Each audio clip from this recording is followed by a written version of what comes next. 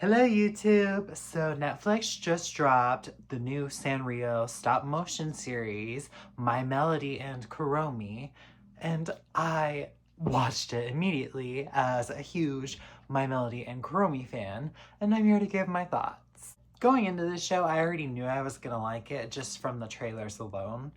Like, it's a pretty hard concept to mess up. You take two of the most iconic characters, an iconic duo, put them in gorgeous stop motion animation.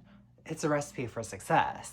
But the show even managed to surprise me. What I found most surprising about the show is how dark it got at points, despite being about such cute characters. And I was very impressed with how they managed to pull that off. I think this show felt like a spiritual successor to Onegai My Melody, and that is the dynamic they pulled from for My Melody and Kuromi. They didn't pull their dynamic from like Hello Kitty and Friends. They are very much so frenemies, with Kuromi being a bit more villainous and My Melody just being the perfect angel, absolutely. For this, I will go character by character, starting with the one and only My Melody, my favorite character from the show, my favorite Sanrio character. I stayed loyal. This was a great outing for My Melody. She still got all her characteristics. She's still the sweetest, kindest, loving character. So nice, so bubbly.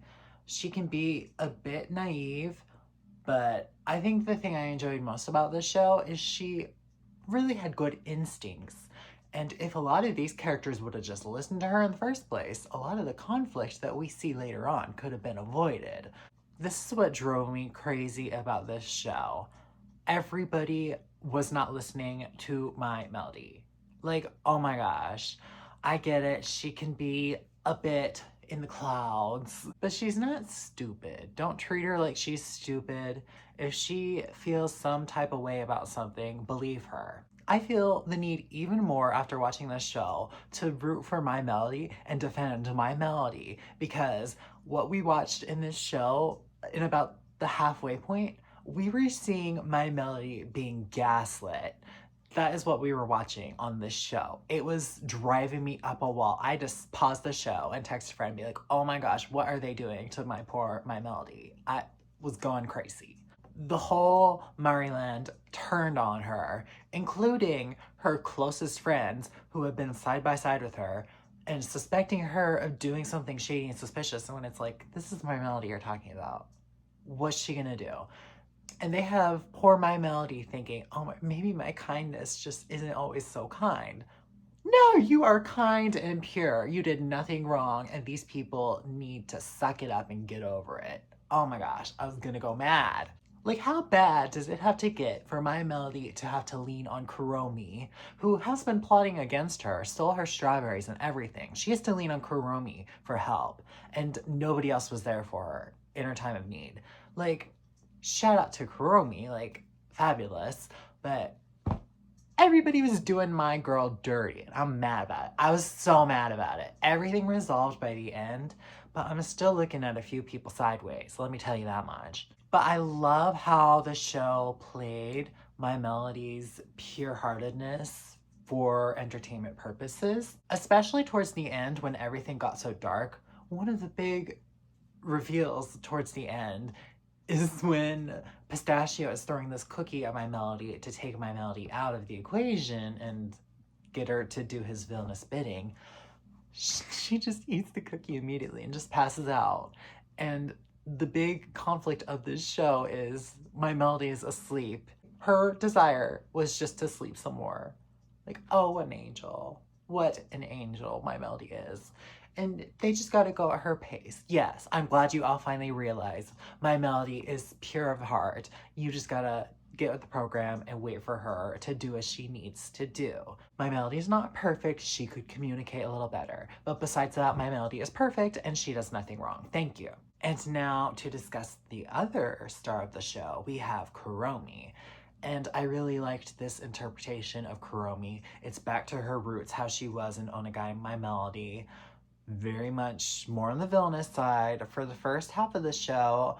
I would say she was the villain to My Melody's hero. But even when Kuromi is being villainous, you can't help but love on her. Is Kuromi a little too hard on My Melody? Absolutely, yes.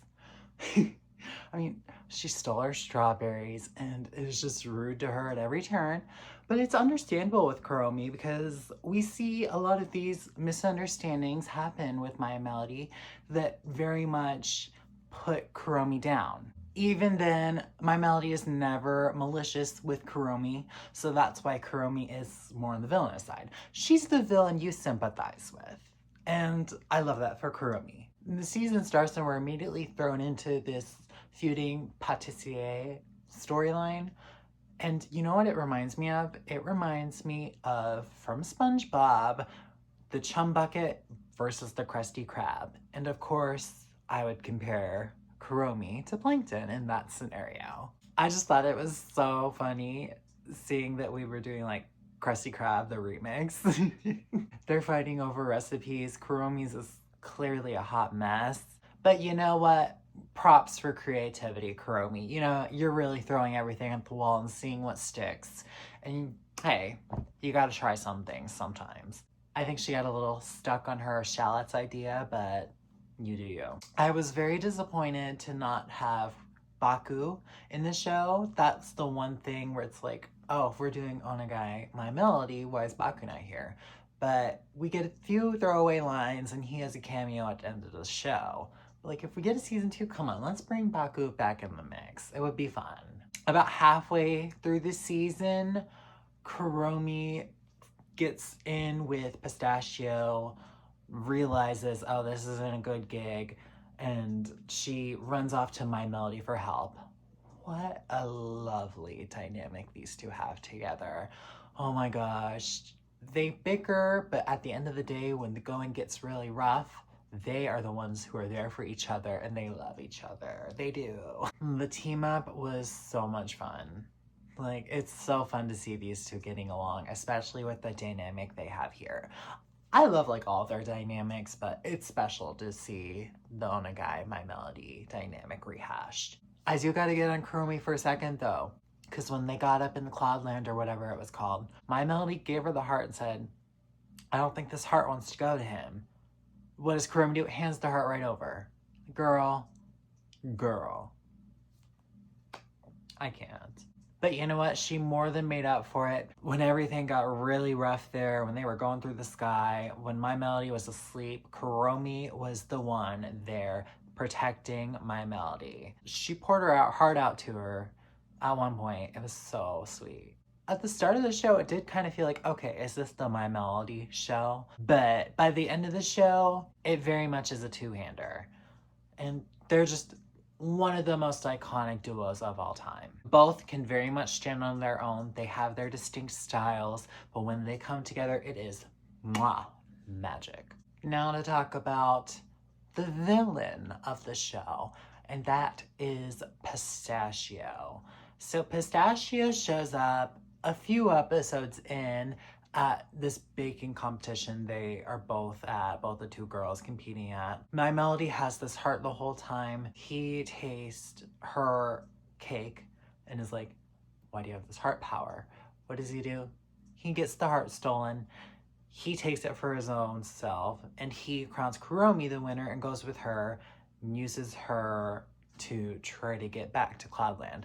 Look, I hated this guy, I really did, and then we got his backstory episode where it's all revealed. He did this to himself, he got too greedy, he took the heart power for his own desires, and the heart, what it does is it takes the desires of whoever has it and pushes it onto anybody who eats whatever's sprinkled on. So yeah, he takes his dad's heart and everybody goes rabid when he feeds them his sweets. This is the most shocking thing I've ever seen in like a kid's show.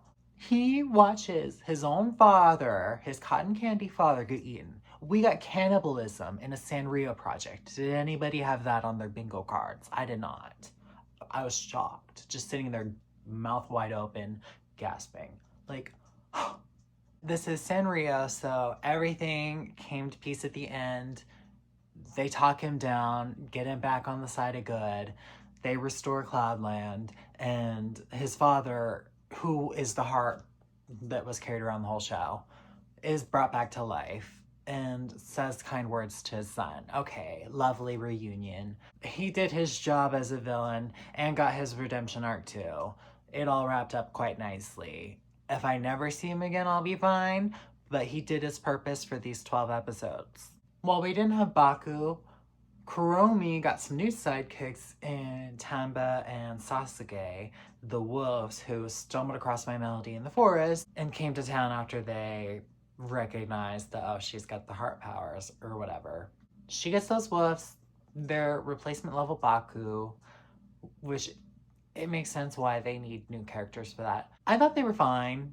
Nothing to write home about. They had their fun scenes. They get like a mini redemption arc. It's a very dramatic moment when they are turned back into cupcakes and it's revealed, oh, the heart made you come to life. You are cupcakes.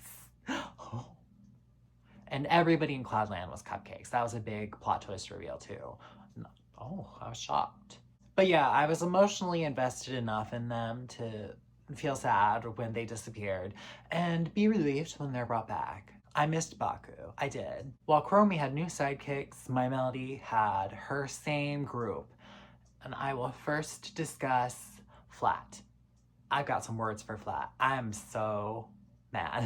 This little blue mouse right here pissed me off more than any character in this show. You are supposed to be My Melody's friend, but you are questioning her at every turn for no reason. She was never doing anything wrong to you, but you switch up at the drop of a dime and get manipulated easily when, like, you know her. You've known her the longest. Hello? He should know that his friend is not doing anything malicious, but no, he immediately doubts her. For Flat to switch up on My Melody at the drop of the dime, even poisoning My Sweet Piano go with him. With friends like Flat, who needs enemies? It's supposed to be My Melody's closest, longest friend, and this is what you do to her. You leave her alone in her time of need, just walking off. Oh, it made me so mad.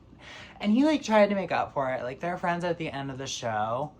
And he's like, well, how did I not realize that this is just who My Melody is? Like, too little, too late. What a betrayal. He's an enemy. Maybe he's nice to My Melody now, but I would never rely on him again. Because how is Kuromi being better to My Melody than Flat is? You live with her. You know her. Oh my gosh. This was nasty. I could keep going on about Flat, but you know what? He's not worth it. He is not worth my time and energy. You are a snake, Flat, and I will not forget it no matter what you do for the rest of your days. I have saved the best for last, and that is My Sweet Piano. I think she was the MVP of this whole show. Was she wrapped up with Flat's betrayal? Yes, but I'm pushing most of that blame on Flat. Thank you. My Sweet Piano, she had like one line in the show that wasn't but she stole the show in every single scene she was in. I need a whole My Sweet Piano action spinoff. This is who is taking down all of the superheroes from today. She was taking names and kicking butt in every scene. Oh my gosh, so cool. We first get this super cool scene of her when the wolves and Kuromi try to sneak in, and she off screen totally whoops the wolves. Like, don't sneak up on My Melody. She had My Melody's back there. She said, no intruders on my watch. Thank you. But then it was really cool when they were on their way to go to the competition and they were being followed. She takes a stick out of their vehicle and we get this whole fight scene with her and this stick, and nobody was beating her. Nobody was beating My Sweet Piano in that fight. Oh my gosh, the action superstar of Sanrio. Like, wow, what a revelation, truly. She always had her moments in Onagai My Melody, but oh my gosh, like, this is a star turn for her. Like, I need her to go up in these Sanrio rankings now. I need the My Sweet Piano merch to drop more and more. Like, we need to start really supporting My Sweet Piano here because I need it all. And just when you think it couldn't get any cooler, when Flat finally realizes, oh, I did my melody wrong, and they make their way up to the sky, My Sweet Piano has a fight scene in the sky. She pulls out her no mold spray bottles and she gets to spraying. Oh my gosh. Oh, it was so cool. My Sweet Piano is a force. My Sweet Piano is the baddest. Yes. Icon, living legend. I need all the seasons of this show just so I can keep seeing some more My Sweet Piano.